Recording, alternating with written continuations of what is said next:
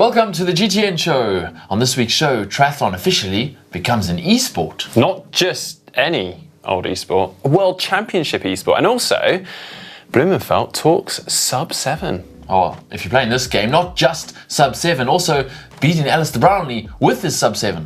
And it's officially December, so we've got some festive content coming your way.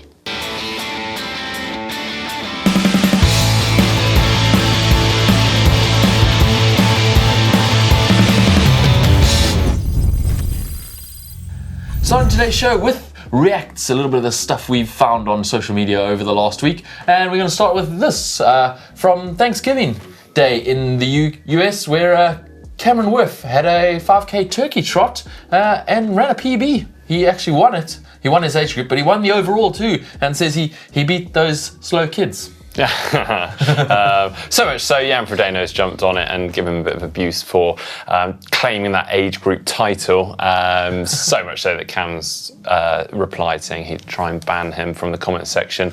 But yeah, it made me think about some of the festive events that are coming up that some of us may be getting stuck into. I know I always enjoy this time of year, some of the turkey trots and the 5k runs that are going on.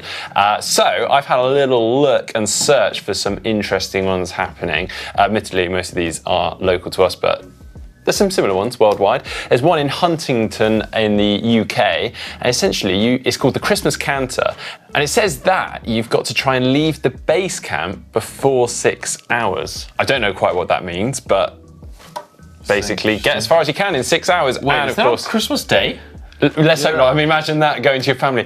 Yeah, I've got to head off for my Christmas canter. You definitely missed the turkey dinner, for sure. Yeah, it says, of course, you are required to wear a Santa outfit. One that I thought was really cool, this is over in Wales, in Merthyr Mawr. You start by running up the second biggest sand dune in Europe, the Big Dipper, which I've run up before, actually. 61 metres high and incredibly steep. But imagine trying to run up a steep slope of sand. In a Santa outfit. In a Santa outfit, Do yeah. you have to wear a Santa outfit? Well, come on, it's a turkey trot, isn't it? Yeah. There's a couple of others where you chase a pudding that I've heard of, literally a pudding around the course, someone holding a pudding or towing a pudding around. Loads of those around the world. Let us know if there's any cool festive events near you in the comment section down below that you get stuck into annually. I mean, we're looking for crazy ones here. I've never done one, but yeah, I'll sign me up for one of those. Maybe not running up a sand dune, that doesn't sound so fun. Talking of festive though, Daniela Reef posted this on social media. She's aero testing in the velodrome, and she put out she was in a fur suit, I think, when she rode in, and everyone was like, "That's not very aero." And she said, "Well, what do you want me to wear for my aero testing?" And she got a lot of weird and wild suggestions, as you can imagine from social media. But a lot of people said Santa outfit, so she obliged, and here she is, aero testing in a Santa outfit. Quite cool to see her following through on that. Hang on, so you said she was in a fur outfit? Just a fur coat. Oh, okay, because it's cold in the velodrome. Yeah, she was just in a casual kit, riding her bike into the velodrome so she could start her aero testing. She wasn't actually testing the aerodynamics of a fur coat, which was the I was trying to work this one out. So she's testing to see how aero a bear is on a bike or something. Okay, I'm glad we clarified that one. Next bit, though, I know this isn't technically something we spotted on social media, but it's something very cool from the GTN HQ. We have some custom helmets from our helmet partner, Met. Drum roll. Hey. Look at that. Check those out. And our new colours, and the piece de resistance, the drone up there, really nice helmet. So yeah, I'm gonna look forward to riding these. I'm not sure when I'm gonna have a time to put my aero lid on again. I'm not planning to be racing cool. Very self-indulgent, but we are thoroughly enjoying these, matching our new kit. So yeah, I mean, if you guys shout enough about these and enjoy them enough in the comment section down below, maybe we can persuade Met to roll these out to everyone. Anyway, moving on, we also have a bit of drama going on over in South Africa, don't we? Oh yeah, well, Omicron, right. Virus started to shut their borders, and a few professional triathletes were a bit caught out by this.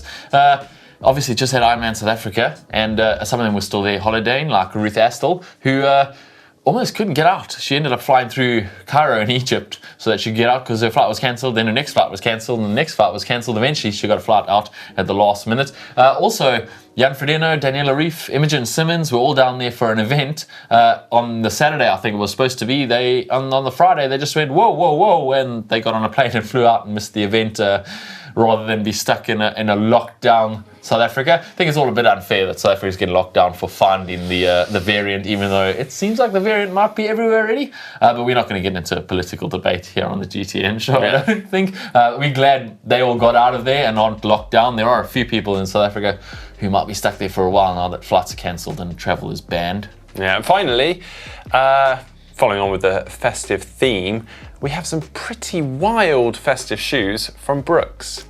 Yeah, I'm not sure how I feel about these. They are, I've heard of an ugly Christmas jumper, and that's kind of cool because it's so ugly, but putting it on the shoes takes a little bit far, maybe. Well, now for the Tri News, and we have got something very exciting to start off with because Super League Triathlon and World Triathlon have partnered to grow a global eSports series, which will culminate in crowning a world champion. Yeah, officially triathlon goes to esports. Now, the Arena Games was actually invented in 2020 by Super League Triathlon, and that is where they swim in a pool, they then bike on turbos next to the pool, and then run on treadmills next to the pool, and it's all hosted on like a virtual platform. Zwift was for the Arena Games, and apparently Zwift will be for these World Champs too. And now World Triathlon's got on board and made it an official World Championship. So in 2022, we will crown a eSport Triathlon World Champion. And this is quite exciting really because up until now, Super League and World Triathlon have kind of worked independently of one another. So both putting on brilliant events, but Super League has very much been trying to fit around World Triathlon and vice versa, and almost seemed like competitors to one another. But now they're coming together and working together. And I think it's a really good call because even last year, obviously, with Super League trying to deal with the COVID situation that was going on, they were awarded the Sports Business Award 2021 for the most innovative business response to COVID-19. Yeah, clearly they're an innovative company and they've done a lot for triathlon. We saw the Super League in September. They gave away more money than ever been given away in the history of triathlon in 1 month. Some people taking on some pretty impressive checks at the end of that month. And that's obviously great for the sport. And I think this innovation is another great step for the sport of triathlon. Michael Dolst, the CEO of Super League Triathlon, actually said, "This is a very exciting day for the sport. By partnering together, Super League Triathlon and World Triathlon are taking the next step in what has already been a very steep growth curve for the Arena Games." That was their games last year. "With this partnership, the sky's the limit. This could well be the next Olympic triathlon discipline." Imagine that in Paris, seeing an indoor arena triathlon on Zwift. That would be really cool. I mean, I went to the London Arena Games with Heather, and I've got to say, it was incredible actually being there as a spectator. But imagine just the scale in terms of how they can broadcast it. They can have fixed cameras and all these situations. So actually, as a viewer at home watching this, it's going to be brilliant. They could also sync up to Zwift so that you potentially could ride along with the athletes at the same time. I mean, there is no official date at the moment or venue, but given that the Super League Triathlon HQ is technically in London and they've had a very successful event there, I'm going to hazard a guess it might be in London. Well, I hope so, because it's just down the road. Yes, we can go and watch it, host it, whatever, cover it. I'm looking forward to that for sure. Even if we have to watch it on TV, it's going to be something well worth watching. More Zwift news though. Zwift is sponsoring a certain sub-7, sub-8 attempt now, they've just announced. So next year, we have spoken about this quite a lot recently, especially with Christian Blumenfeld's recent performance where he got surprisingly close to 7 hours. So they've been planning this for a while. The Phoenix sub-7, sub-8 attempt in next year. They said it's going to happen around June. They haven't announced the date yet, but they're going to in the next few weeks.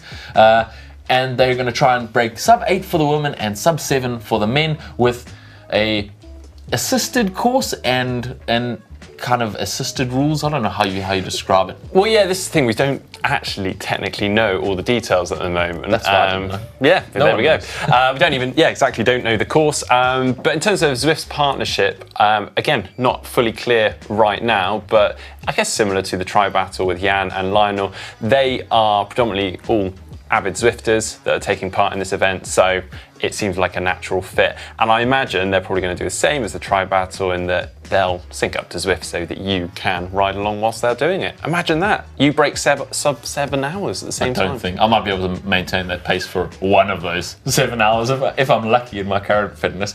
Talking of which, though, Blumenfeld, the guy we just spoke about, stated that his first goal at the sub 7 attempt is not actually sub 7, it's to beat Alistair Brownlee. And now this is not supposed to be a competition because they're all just trying to break sub 7 for the men and sub 8 for the women. They're each going to have their own kind of team as far as we know and do it separately, all trying to break the time. But he says he doesn't want to finish in 6 hours 59 and break 7, but Alistair's finished in 6 hours 58, so he gets all the kudos. So his first goal is to beat Alistair Brownlee in the sub 7 attempt.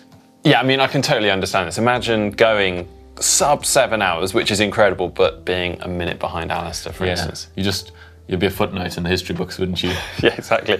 Now, interestingly, Blumenfeld has also said that he plans on doing another full distance triathlon in February next year or around that time as he builds up to St. George, the World Championships, and also the sub 7, and obviously he's qualified for Kona, which he said he wants to do as well. I mean, that's a lot of racing. Yeah, when's he going to have time for the WTCS series? All the Super League Arena games. Hey, I know. I mean, yeah, I don't know what he's going to do next year. We're also not sure what he would race in February, to be honest, because there's pretty much. I'm in New Zealand. I'm in South Africa in March, and that's about it. It's getting quite late if you go in March. Yeah, and we'll see. He can pretty much do anything at this point. So, but I'm not sure we'll see that race happening in February. That sounds like a step too far. Speaking of lots of Ironmans in 1 year. How about this guy? Rate Rattersepp. Yeah, we've been following his journey. He's been riding around the island of Fuerteventura, doing an Ironman every day for 60 days. He is currently, at the time of filming this, 56 down. But at the time you guys are watching this, literally he has 2 more iron distance triathlons left. He's had quite the journey. He unfortunately had a bike crash early on in the attempt and had to ride a hire bike for a number of days, which really affected his run-off because he was in just a lot of pain because the position was completely wrong. But he's doing incredibly well. He has been sub 11 hours for pretty much all those Ironmans. I mean, day 55, 10:46. It does seem like he had a bit of a blip on day 54, 11:22, but that's pretty much one of his slowest Ironman distance triathlons. Absolutely incredible. I can't really see why you would stop at 60 if you got that far. I mean, just one more day and you'll be on 61, right? I mean, where do you draw the line? Just keep going and do 100 or 101 or 102. Yeah, or we may as well. Wow.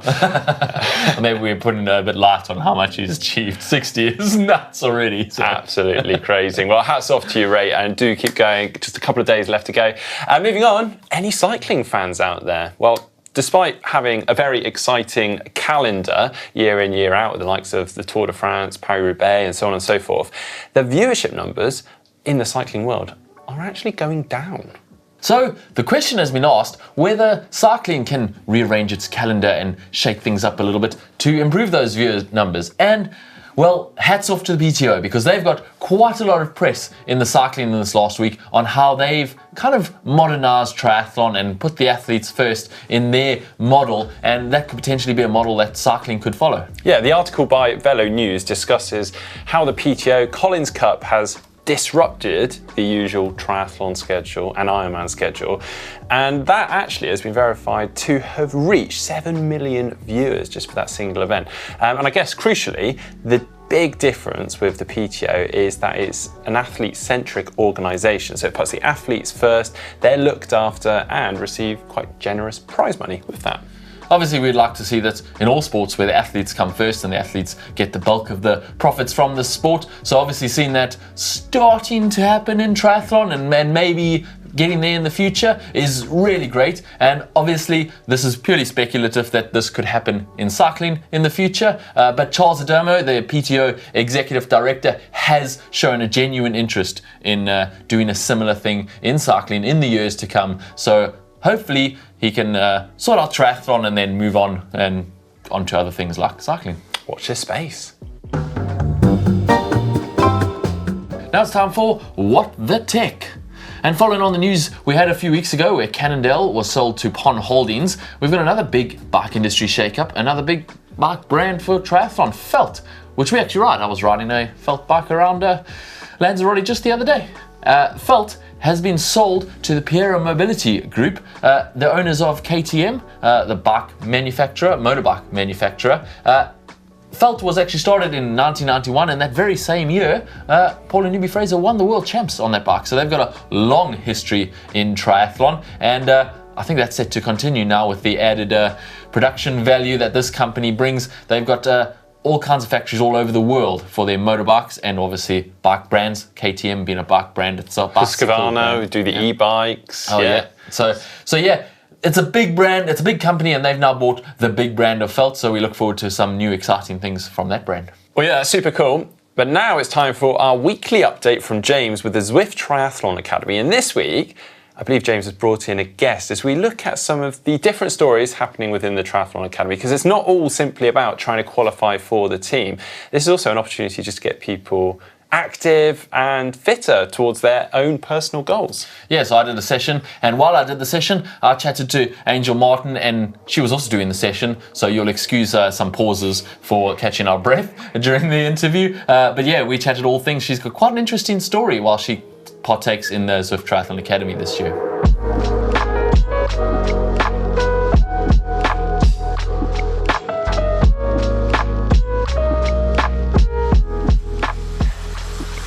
All right, today we're joined with Angel Martin from Louisiana. She's doing the same Zwift Triathlon Academy as me. We're doing the long VO2 max session. I think we've got a work cut off for us today. And while we're doing it, we're going to try and chat to her a bit about Zwift Triathlon Academy, why she does it and how she uses Zwift. Welcome and thanks for joining us.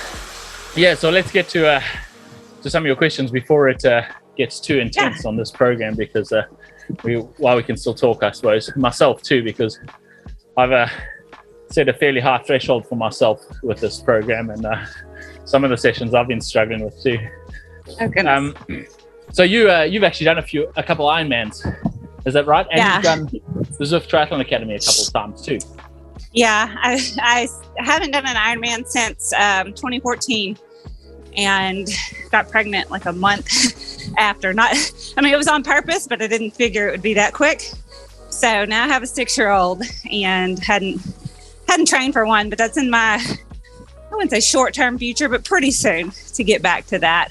But yeah, the Triathlon Academy has really fallen almost right at the end of my season, or maybe given me a little bit of time to mentally reset and then get back on having some goals. So it's been great because the Academy lets me kind of just set micro goals instead of being stuck to a program. You know, I can do it as I need to, but still have a little framework around it, which gives me some feedback. I read on your blog that you had a bad accident. Yeah, on the road. That another motivation for getting into Zwift? Absolutely. I mean, I'm not fearful of getting out on the open road right now, but it just made me more thankful for, Zwift made me more thankful for the ability to not expose myself to that amount of risk. So, that happened. I had given birth, and it was about 7 weeks postpartum, and my kid was in daycare for its second day ever.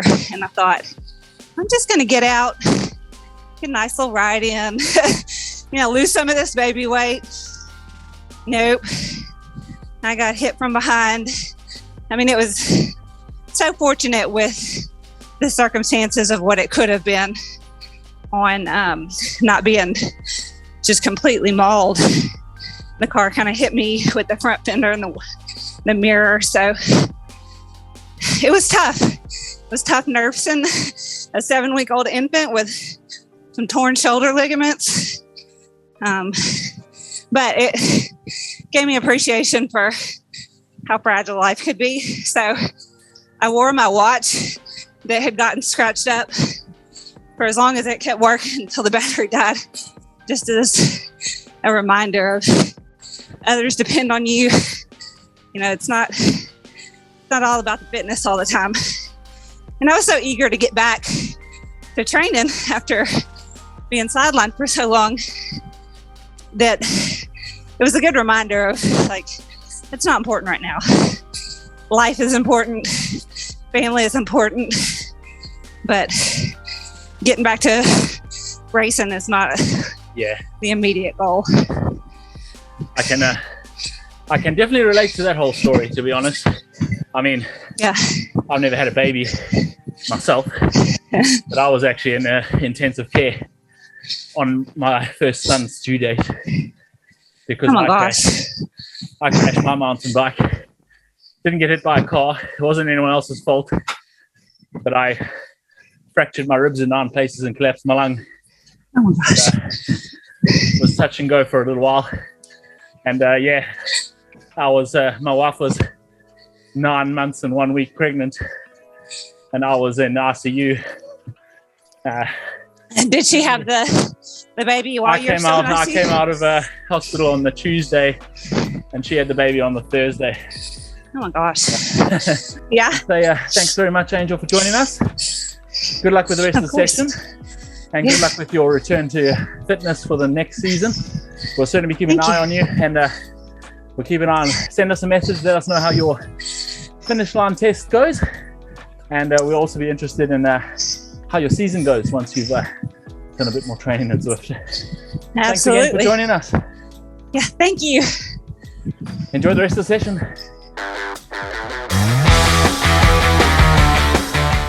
Okay, on to your race news, and we don't really have much race news this week, definitely no results, because there's not so many triathlons happening at this time of year, particularly in the Northern Hemisphere. Not for nothing, it's getting a little bit chilly out there right now, but we do have one weekend of solid racing still coming up, and that starts with Clash Daytona this weekend. It's a big prize purse, $100,000, and potentially a really big field. We're not 100% sure who's going to show up to this one, but Christian Blumenfeld's on the list. Big question mark next to the name. I mean, there's a lot, as we just spoke about earlier on, he's planning to do a race in February and numerous events next year. So still unsure on that. One thing for sure, Gustav's not doing it. Paula Finlay is down, and I'm pretty sure she will end up doing it. Yeah, she won last year the same event when it was the PTO event. Interesting with Christian Blumenfeld, if he does do it, and he does well, obviously, which we would assume he would, he can get his 3rd point scoring race, and he can just shoot right up, maybe even near the top of the PTO rankings 1 week before the rankings close for the year. So it might be worth his while to go. Currently he's got 2 very good results, but he needs a 3rd. To count and push him up. Maybe he is doing it. Maybe that's his incentive. I don't know. He's keeping it very quiet and his cards close to his chest at the moment. If you want to watch that live on the 4th of December, this Saturday, it's on 11:30 EST or 4:30 in the afternoon GMT. Yep. Also this weekend coming up, there's Challenge Florianopolis. There's also Indian Wells 70.3, which has Lionel Sanders and Helle Geens, who's doing his, as far as we can tell, his debut 70.3, and definitely someone to watch out for. He just won the WTCS Abu Dhabi sprint distance, so a slightly different distance for him, but he is a solid athlete. Yeah, it's hard to say. Often you think someone might be good or not good, but I really feel like he'll be good. A bit like a Martin Van Riel, who I didn't think had done a 70.3, but we've quickly checked, and he has actually won back in 2019. The only one he's done, he's won. So maybe Helle Geens will be a very similar case here, but I think Lionel Sanders will have something to say about that. Yeah, and also one last race, Ironman Western Australia happening all the way down south. They're obviously in summer there, so they don't have to worry about the weather. They have one last Ironman for the year, and then it's all shut down until 70.3 Pucon in Chile on the 9th of January. We're now moving on to take a look through some of the photos that you guys have sent in to us. On which note, please keep them coming. I mean, it's pain cave season, right? So send us through pictures of your pain cave, if you're setting up a new pain cave, what you're using in that pain cave. Unless you're in the Southern Hemisphere, in which case it's triathlon season, so send us some photos of your triathlon. Exactly. First one, though, is from Adasha. They are out on their Cannondale Synapse 2018 with Shimano 105 group set. They say they're along the Bay Trail in California. They said that they came here for a short recovery ride before Ironman Indian Wells 70.3 this weekend. Said it was a great day with perfect temperature and weather. Oh, let's hope race day is too this weekend. Good luck for your race. Next we have this from Lenny. He's on the turbo with his Carrera TDF, and he's on the road with his Trek Domain 2. I think he's from Belfast, so he's going to be on the turbo but more than the road, I think, in the next couple of months. He says, after a few stressful days, now I've got the pain cave set up. Well, until I buy a treadmill. Well, yeah, he's got some space for his treadmill, I guess, there in the middle somewhere. Pretty cool setup, though. Very nice. But I like the story behind this next one. This is from Fabian in Hatfield, and he said, after grabbing a brilliant deal with Planet X TT for £450, he decided to do the same with a treadmill and managed to grab one for a bargain, £170, which normally goes for in excess of £950. He thought, brilliant. It took him 4 people, though, to get it up to the 2nd floor in his apartment. It weighs over 180 kilograms. And now the neighbour below isn't happy, particularly as he tends to run on that treadmill between 5 and 7 p.m. And he has exclusively kept that to easy runs because doing anything fast or any intervals sounds like the whole building is going to come down. Yeah, and he says the problem now is that the 4 people who helped him get it up the stairs to his 2nd floor apartment refuse to help him take it back down because it's too heavy. Well, maybe the solution is that your neighbour moves out. I mean, you don't want it to get in the way of your triathlon training, do you? Yeah, his neighbour might not agree, or it might be violence. Yeah, let's hope not. Well, please do keep your photos coming in. Don't forget to use that photo uploader link. That is in the description down below, which you can also see on screen right now. On to your caption competition, and last week we had this image of a particularly shady looking character covering his eyes and mouth. Angela G says, you're disguised when you see someone from high school. Christoph Kajanswick says, the race director wouldn't cover the holes, so I will. And I think your winner for this week, Daniel Chen, says, when you've got a triathlon at 8 and a Star Wars party at 9. Nice. Well, get in touch. We'll send a GTN cap out to you ASAP. But now for this week's caption comp photo of Martin Van Riel and Alex Yee. I'm not sure what's going on in this photo. He's missing the bottle. Yeah. I'm going to go with this. Martin says to Alex, Alex, you've really lost your bottle lately. Oh, good one. Oh, I've got another one, actually. Okay. Alex, I said to take the lead, not the lid. Ah, very clever, Mark. You might have won it this week. Thanks. Yeah, send us your details. We'll get a cap up to you. Oh, yeah, that'd be great. No, not really. Mark can't win, but you can. So leave your caption in the comments down below, and we'll get a cap out to you next week if you're the winner. Yeah, well, best of luck to you. That is it, though, for the show this week. We have some great stuff coming up on the channel. As we mentioned early on, we are into the festive season, so we have our GTN Christmas wish list coming up this week, where we suggest some triathlon ideas for yourself or a loved one out there. Yeah, plus we have a runner versus cyclist hill climb challenge and how to do a park run video. Yeah, of course, do tune into the GTN shop, which you find the link on screen right now, and we have some offers still running through. Don't forget to like and subscribe to the channel, and also, why don't you check out some of our other videos whilst you're at it. We had some brilliant videos over this past weekend, beginner versus amateur versus pro running edition, our final round of that series, along with a long ride fueling showdown, gels versus sandwiches. Plus Coke. I just had Coke the whole day. He had gels, he had sandwiches, and I just had Coke the whole day. It made for some entertaining highs and lows. And some entertaining company.